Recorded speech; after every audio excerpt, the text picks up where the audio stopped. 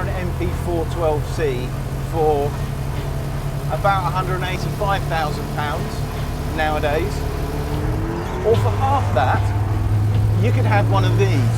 It's the Gardner Douglas T70 Spyder replica, and it's not really a replica because Lola didn't really make any Spyders, but it is based on the fantastic, absolutely one of my favourite shapes of all time, the Lola T70.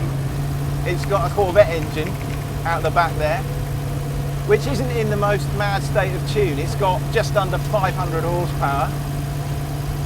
But here's the thing, this car weighs just over 900 kilograms. So even though the McLaren has got quite a lot more power and quite a lot more torque, it hasn't got the straight line performance of this anything like. We've got a Porsche 996 GT2 gearbox, which takes a bit of warming up. The steering is no power assistance, and now that I'm on the move, it's great. I mean, it's quite heavy, but it's super precise, and there's just so much feel that comes at you through the rim. You just know where the front end is on this car at all times. But with 500 odd horsepower and not a lot of weight, it's where the rear end is that you really need to be aware of. So there's no way that I can talk whilst driving this car quickly, but I do need to have a go in it properly in order that you guys can hear what it sounds like and can see what it looks like. Ready?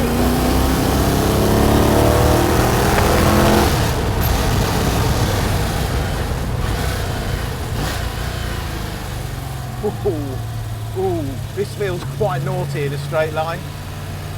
It's not so much the power, it's the torque. When it gets to about 3.5, it really starts to go. There's this lovely long throttle pedal travel as well, which is great because it's kind of up to you as to how much poke you want to dial up. If you're feeling really brave, you put the pedal all the way to the floor, and it takes a long way to get there. But then if you just want to balance it through a quickish corner, you don't need much throttle at all. Christ, it goes when you put your foot down though.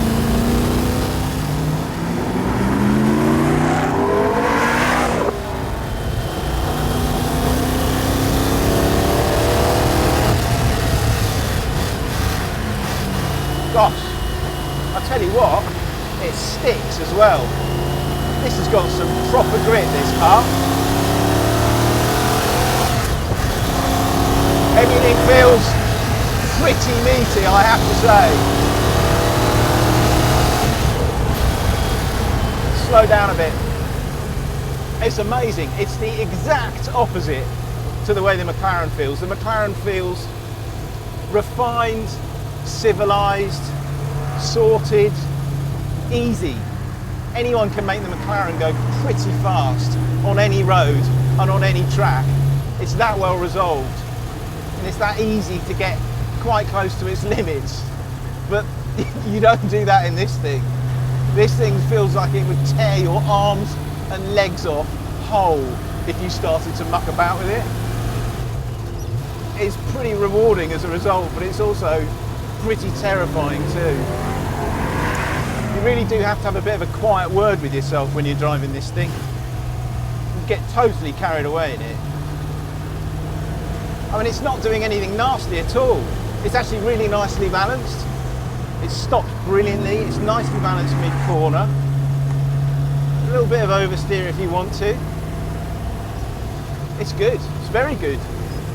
You are always aware though that there's this big weight behind you, big old Corvette engine, which if you did the wrong thing with the throttle at the wrong time in a corner, you would be in deep trouble, and I'm not sure it would come back very quickly. Look at it though, I mean, what a car. What a thing to look at. It's a monster. Really big, nice, cuddly monster.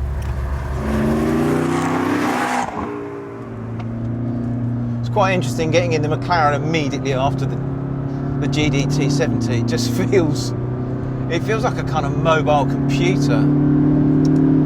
The ride is so much softer, the steering The steering in isolation in the McLaren is lovely, but after that T70, it feels light and just a little bit lifeless, to be honest. It's very accurate, but it's just, there's nothing like the feel coming through the rim. What it is though, is shatteringly quick.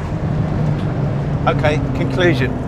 This is not really any sort of a contest. It's just, we brought the McLaren along just to see how good the very best, the absolute cream of the kit car industry might be beside, I guess, the cream of the road car, the normal road car industry. And the truth is they are miles apart. They're not rivals in any shape or form. But the thing is, if you drive that T70 anywhere, people are just going to go mad. They're going to drop to their knees. And they're going to ignore this if you're in convoy with it.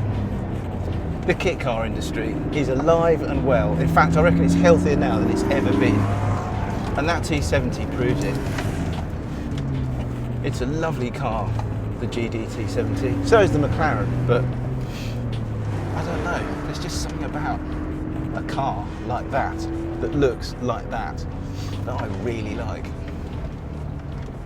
Top day out.